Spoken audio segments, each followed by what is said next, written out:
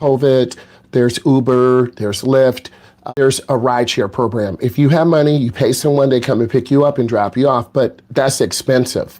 That's $15, that's $20, that's $30, okay? So a lot of people are making money off of you because you don't know how to drive. And if you don't know how to drive, you're gonna limit your financial opportunities because late teens, early 20s, you need to be done with college, you need to be in the workforce, making money, starting out at $40,000, $50,000, every year you get a raise. And in your late 20s, you're about $60K, right? Then most of you will move out of your parents' house in 20s, as you should. You shouldn't be living in your mom and dad's basement. You want to live in an apartment, you might live with your friend, then you're going to get that good job.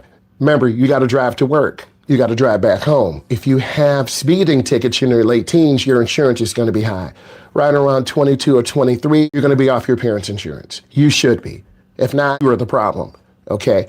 Your parents will help you, but they are trying to save for their retirement. They're getting ready to retire. They're going to move down to Florida. They're going to sell the house. Now, if you don't have a plan and you keep failing English 12 or you didn't graduate, you're severely going to limit your income. Oh, by the way, you don't know how to drive. So if you don't know how to drive, or you struggle with reading or social, you're going to have a really limited job. And for some of you, that's okay. I like to try to maximize my income potential. I want to know what I need to do to get a raise every year. I want to know what I need to do to show the company that I bring value. Oh, by the way, you could be laid off. I got laid off in 2014. I had to go find another job. You need to have a second skill set. Oh, by the way, you have to drive. So if you don't know how to drive, you're going to be stuck taking the bus. They only come at certain times. You're going to get rained on, snowed on, burnt up in the sun. So it's really important that you prepare. And what is one of the most underestimated things? It's a list. It's not one thing, Drew. Let's talk about it. Driving is a divided attention, meaning you have to speed. When you're driving, you have speed and then you have to steer. Maintaining 35 while navigating a curve. A lot of beginners look down at the line. Look at the speedometer. You look at your hands. You go too fast. You go too slow. You're going to create road rage. So there are other people on the road besides you. One of the other things is scanning and speed, looking for a house number without slowing down. You go into your friend's house. You have to read addresses. There are 20 cars behind you. You're going too slow. People are honking horns. Another thing is conversation plus navigation, following GPS directions while answering the instructor's questions or your uncle's questions or your mom's questions. If you drive scary and nervous, your mom and dad won't drive with you. All of you would drive scary and nervous going to your high school. Why? That's your whole life. And it should be. You might have 500 people at your high school, 100, 1,000, 1,200. The school bus driver doesn't care. The principal doesn't. Your principal cares. The principal doesn't care. Your teachers don't care. The juniors, seniors don't care. They're just like you. I'm trying to get a 4.0. I'm trying to get a scholarship to Florida State. Here's a sophomore driving 10 in the parking lot. I'm driving around you. I'm parking, and I'm going into school early to talk to my guidance counselor. Why am I even messing with you? But you don't understand it. Or you're scared to back into a parking spot because you don't look out your back window and you sideswipe a senior's car. Now you have a problem and they videotape it and send it to their mom. And their mom comes up there and clocks your So if you don't know how to park, you're gonna hit someone's car and then now you have a problem, plus it's on the school camera.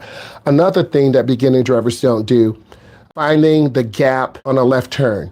Left turns are the most dangerous. So because you don't have a lot of practice time, because you scared your mom and dad when you make left turns, Drew, you get nervous. You underestimate. You almost get hit by a bus or a car. So your mom and dad are done with you because you are very nervous. Drew, the problem is you don't have enough practice time with your mom and dad.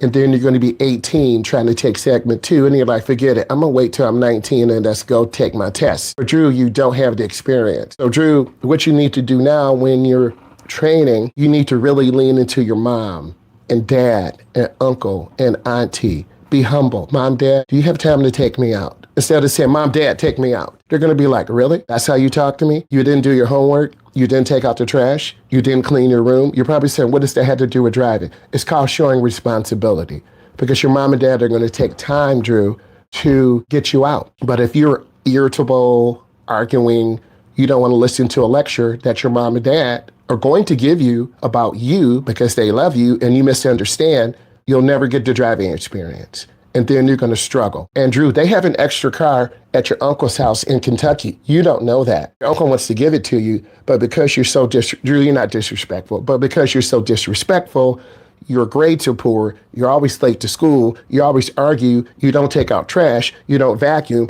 you don't clean up after yourself. Drew, you're never going to get that car. So I'm giving you a real life example. You have to work hard, guys, because I get a chance to see young people grow up. Driving does not make you an adult. So I'm gonna keep going with the questions. Why is there places you can't turn around? That's the way the law is, Bryce. There's certain places in the world you can't turn around. A one-way street, a narrow downtown area. These rules are designed to facilitate a smoother flow of traffic. Example, they're installing more roundabouts across the country. Roundabouts, Bryce, are more efficient, less accidents, less pollution, smoother flows of traffic. So Bryce, there are rules. Example, why do we have a speed limit in the school zone? There are little kids, young adults who don't understand the dangers of a car. Why do we have a graduated license? Because about 14 years ago, your age group was killing themselves. Not enough practice. Mom and dad don't take you out. So we changed the law, the state across the country changed the law to encourage more parental involvement. So, Drew, to answer your question, Drew, why do we have let's say you got to graduate with 127 credits. Why did they change it 5 years ago? They want you to take a foreign language. They want you to take a technology class. They want you to do physical education. As the world changes, they're going to put more requirements for you to grow. Why do they want you to do community service, Bryce? Because that teaches you to care about your community. So these laws are designed to show you why don't they want you to drive the wrong way on a one-way street? Because they create these laws to make it better for the common good. If everyone's trying to turn around on a narrow street, you're going to go over the curb. You're going to hit a car. You might hit a building. So there's some places that say no U-turn. So I gave you some good examples. Why don't they want you to run in the hallway in high school? Because you'll slip and fall and hurt yourself. But you run in the hallway, seniors videotape you, they put lotion on the floor, they watch you fall, you knock out your front teeth, and they laugh and they get 1 million views. So there are reasons why. Do they want the instructors every 2 years to do a professional development class? After about 2 years, new information comes out. Why do I need to take a background check every 2 years? Because we want to make sure that instructors have a clean background. No felonies, no assaults, no problems with the law. Okay, so these laws are designed to make the common good more efficient. And then tying it to an example, blind spots in acceleration. Speeding up to merge while checking blind spots over the shoulder.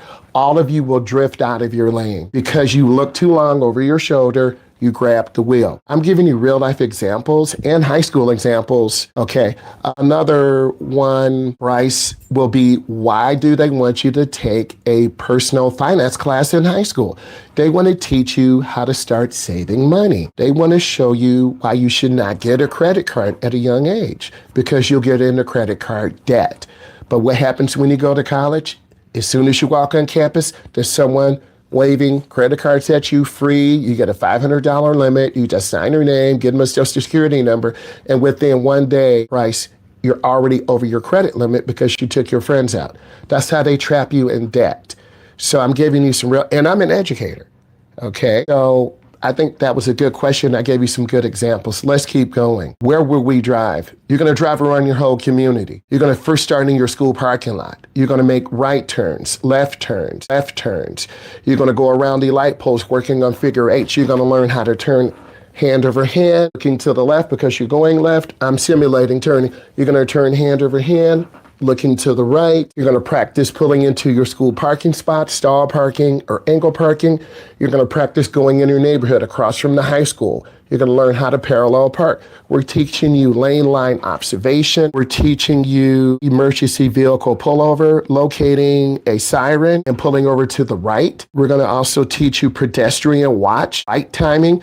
You're pulling out of your school parking lot onto the main road. You have a traffic light. There are pedestrians walking by. You have to look at the light. You have to see the pedestrians and look at traffic. The light just turned green, but there are 3 students who are listening to music and they're still walking. you're not going to run them over, but your light's green. So you have to be able to analyze the environment. And if you can't, and you struggle in your parking lot, you struggle in the neighborhood, you're going to struggle on the street. So that gives you some good examples to help you understand. And of course, if you go over the speed limit, you'll get a ticket. If you run a light, you'll fail. If you run a light, you could get hit. So all of these rules and guidelines are there to not restrict you, but to help you grow. And if you follow the rules, you're going to be successful. Where do we drive? Answer that. Where are the places you can't drive? Most dangerous. If you lose your license, can you get it back infinite amount of times? First, Hunter, I guess you don't like paying money infinite amount of times, okay? Our whole system is based on money. There's no free thing, okay? Let's use an example of ChatGPT, okay? There's a free version. After about 10 or 15 prompts, it times out till 5 hours from now. If you want the paid version, unlimited or infinite prompts, you can pay $10 a month. So there's no such thing as infinite. In your mind, you think, I can just do this infinitely times, but it's not. You have to pay. And if you keep losing your license, do you have a memory problem? Do you have a hole in your pocket, Connor, right? If you keep losing your license, a person in school is going to get your license